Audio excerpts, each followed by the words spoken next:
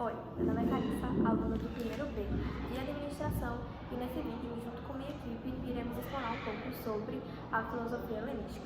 Felipe II foi um grande rei e, com o seu poder de persuasão, ele conseguiu garantir o seu lugar no trono e também tinha como principal meta a expansão do seu território. Mas como que começa tem fim, Felipe II teve a sua morte planejada por assassinato e, aliás, há diversas especulações sobre o assunto, como quem matou e por quê. Uma das especulações foi que sua esposa teria planejado seu assassinato para que o seu filho, consequentemente, subisse ao trono. Aos 18 anos, Alexandre, conhecido como Alexandre o Grande, assumiu o trono. Alexandre ele foi um discípulo de Aristóteles e para assumir o trono ele teve que largar todos os seus estudos.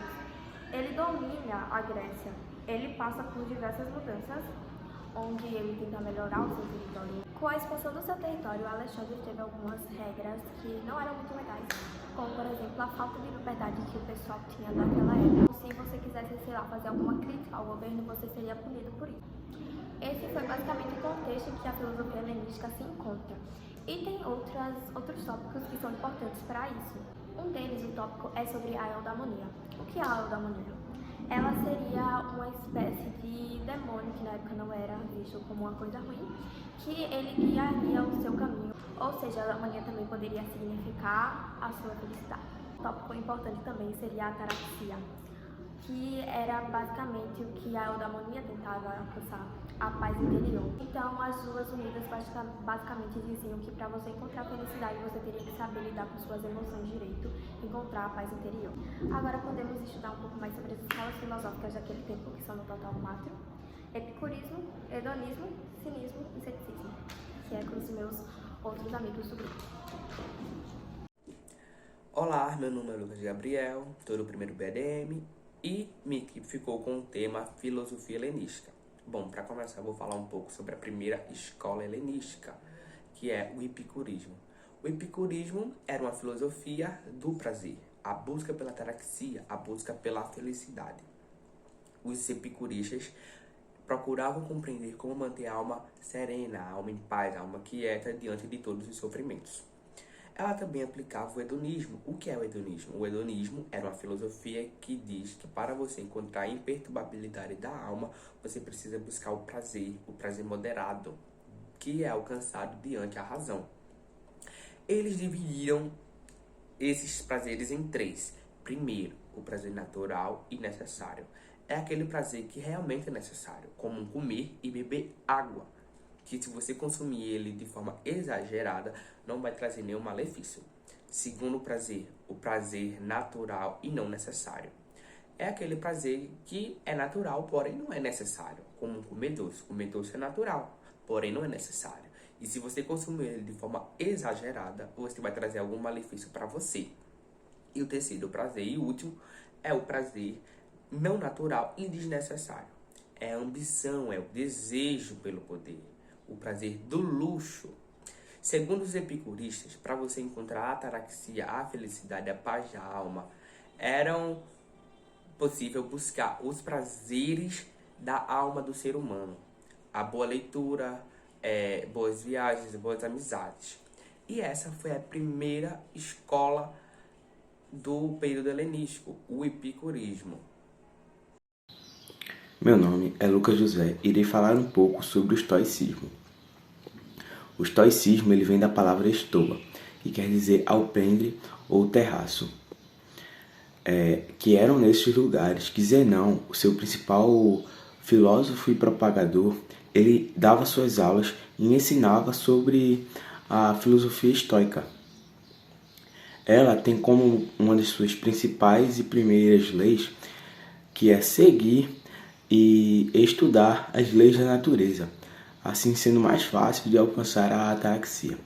Devemos também seguir a ética e a razão e nos preocupar apenas com o que podemos mudar. Assim, vem o conceito de mutabilidade e imutabilidade. Mutabilidade é aquilo que nos incomoda e podemos mudar. Assim, devemos correr atrás e mudar. Já o que nos incomoda e não podemos mudar, devemos apenas aceitar, sem passar por nenhum tipo de estresse. No estoicismo, devemos ter apatia, que é o contrário de empatia. Ou seja, o que lhe causa dor e sofrimento, você deve apenas ignorar e não dar atenção. O estoicismo é conhecido como a filosofia dos fortes e resilientes, porque mesmo que você esteja passando por problemas, esses problemas não devem lhe afetar. Bom, esse foi um pequeno resumo sobre a filosofia estoica. Olá, meu nome é Marília Daniela e hoje eu vou explicar um pouco sobre a escola filosófica chamada cinismo. Bom, os cínicos foi uma tradição filosófica que levou o desapego de Sócrates mais a sério.